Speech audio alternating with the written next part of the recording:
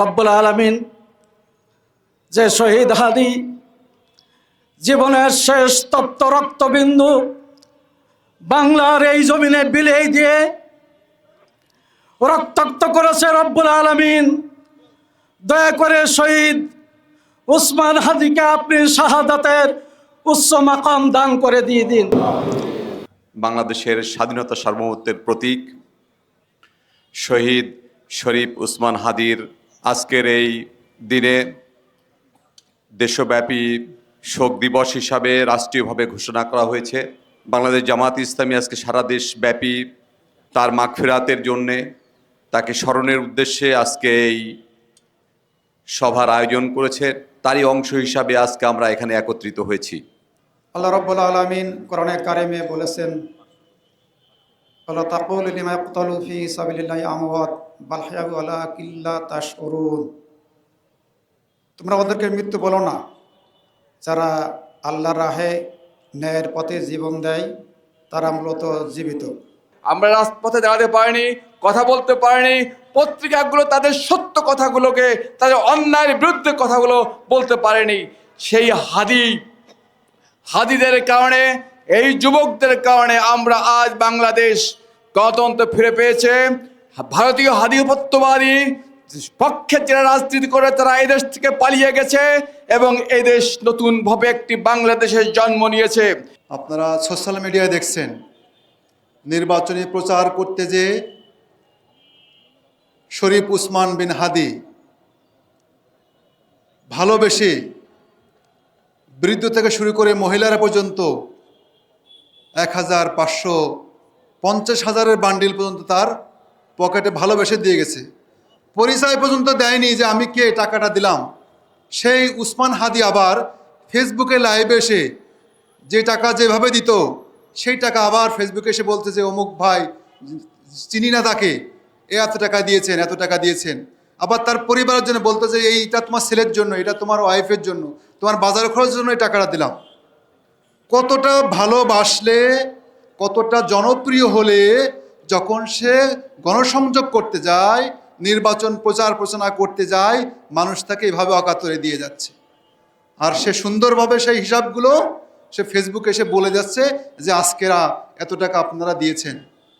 কতটা স্বচ্ছ, কতটা নিট অ্যান্ড ক্লিন, কতটা ভালো মানুষ হলে এরকম মানুষগুলোকে আল্লাহ তাআলা শহীদের মর্যাদা দিয়ে থাকেন। তার যে প্রেরণা, তার যে আশা, তার সেই প্রেরণা এবং আশাকে একটি কুচক্রী মহল তারা বরদাস্ত করেনি, যার কারণে গত 12 তারিখে বাংলাদেশের আধিপত্যবাদের দোসর একটি সন্ত্রাসী চক্র, যারা বাংলাদেশকে একটি করদ রাজ্য পরিণত করার জন্য নানাবিধ ষড়যন্ত্রে লিপ্ত রয়েছে, তারা নির্মমভাবে সেদিন গুলি করে আহত করেছিল আমাদের প্রিয় ভাই শরীফ উসমান হাদিকে। পরবর্তীতে আমরা দেখলাম সিঙ্গাপুরে উসমান হাদি ভাই শহীদ হয়েছেন, শাহাদত বরণ করেছেন। আজকে তার উদ্দেশ্যে আমাদের এই দোয়ার অনুষ্ঠান। সংগ্রামী যশোরবাসী, আমি বলতে চাই, উসমান হাদি কোনো ব্যক্তি নয়, উসমান হাদি হচ্ছে বাংলাদেশের 18 কোটি মানুষের হৃদয়ের স্পন্দন। আমরা বলতে চাই, যে আধিপত্যবাদের বিরুদ্ধে উসমান হাদি গর্জে উঠেছিলেন, সেই উসমান হাদিকে শহীদ করে আধিপত্যবাদ বিরোধী এই শক্তির এই চেতনাকে নস্যাৎ করা যাবে না ইনশাআল্লাহ। আমরা আজকের বাংলাদেশের 18 কোটি মানুষ আজকে উসমান হাদির সাথেই আমরা আছি। উসমান হাদির যে প্রেরণা, তার যে আকাঙ্ক্ষা, এই আকাঙ্ক্ষার সাথে আমরা ঐক্যবদ্ধ হয়েছি। আগামী দিনে আর কখনো আধিপত্যবাদ বাংলাদেশে আর ফিরে আসবে না ইনশাআল্লাহ। 24 জুলাই বিপ্লব সাধন করেছিল সেই বিপ্লবের অগ্র সৈনিক ছিল শহীদ হাদি। আমরা স্পষ্টভাবে বলতে চাই, শহীদ উসমান হাদি শহীদ হয়েছে, জীবিত হাদির চাইতে আজকের মৃত হাদি শত শত গুণ বেশি শক্তিশালী। একজন হাদি চলে গেছে, বাংলাদেশের ঘরে ঘরে লক্ষ লক্ষ হাদির জন্ম হয়েছে।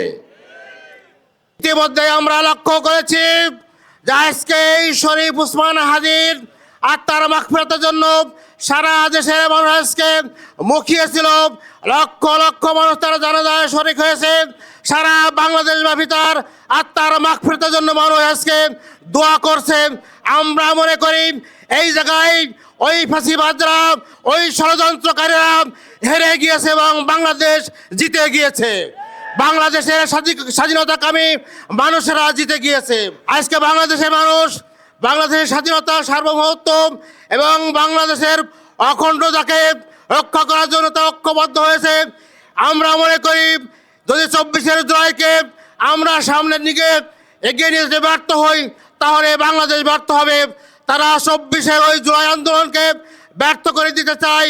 আমরা মনে করি আমাদের সাথীরা, হাজির সাথীরা, হাজি আদর্শবাহী যে সংগঠন রয়েছে, তারা এই আন্দোলনকে সামনের দিকে নিয়ে যাবে এবং এই বাংলাদেশকে ঐক্যবদ্ধ করে এই হাজির হত্যাকারীদের বিরুদ্ধে আমরা অবস্থান গ্রহণ করে হাজির হত্যার আমরা অবশ্যই প্রতিশোধ গ্রহণ করব। সংগ্রামী ভাইরা, তাই আসলে আমি আপনাদেরকে বলতে চাই, হাজি যে চেতনা নিয়ে চলাফেরা করত, হাজি যেই আদর্শ ধারণ করত, সেই আদর্শ আমাদেরকে আদর্শিত হয়ে আগামী দিনে বাংলাদেশকে ফ্যাসিবাদ মুক্ত করতে হবে এবং বাংলাদেশে হাজির সে মিশন ছিল ইনসাফপূর্ণ একটি সমাজ ব্যবস্থা গঠন করার জন্য আমাদেরকে ঐক্যবদ্ধ হতে হবে। আমি সেই দিন হব শান্ত, যেদিন উৎপীড়িতের কান্নার রোল আকাশে বাতাসে ধ্বনিত হইবে না। তিনি 12ই ডিসেম্বর জুমার নামাজের পর গুলিবিদ্ধ হয়েছেন সন্ত্রাসী কর্তৃক।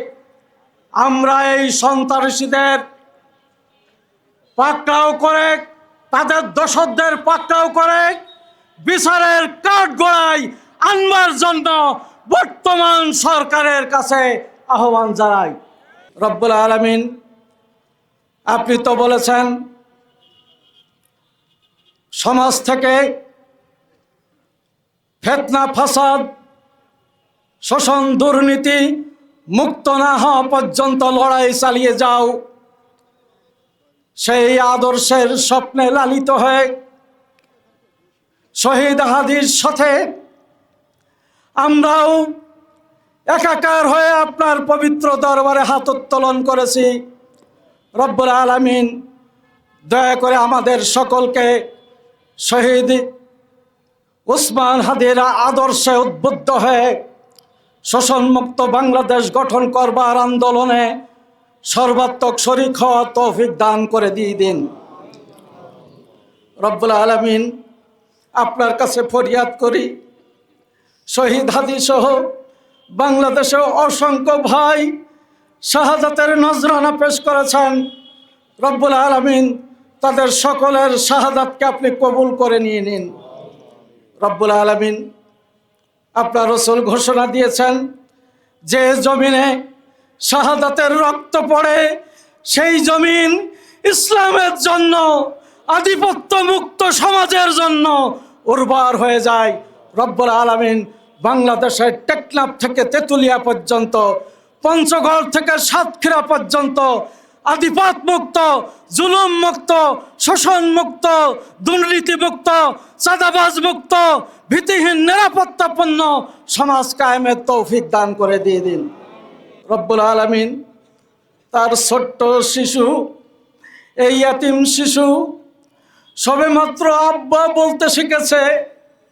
রব্বুল আলামিন, এই শিশুর অভিভাবকত্বের দায়িত্ব আপনি আপনার কুদরতি হাতে গ্রহণ করে নিয়ে নিন। রব্বুল আলামিন, দয়া করে আমাদের সকলকে আপনার দ্বীনের জন্য কবুল করে নিয়ে নিন।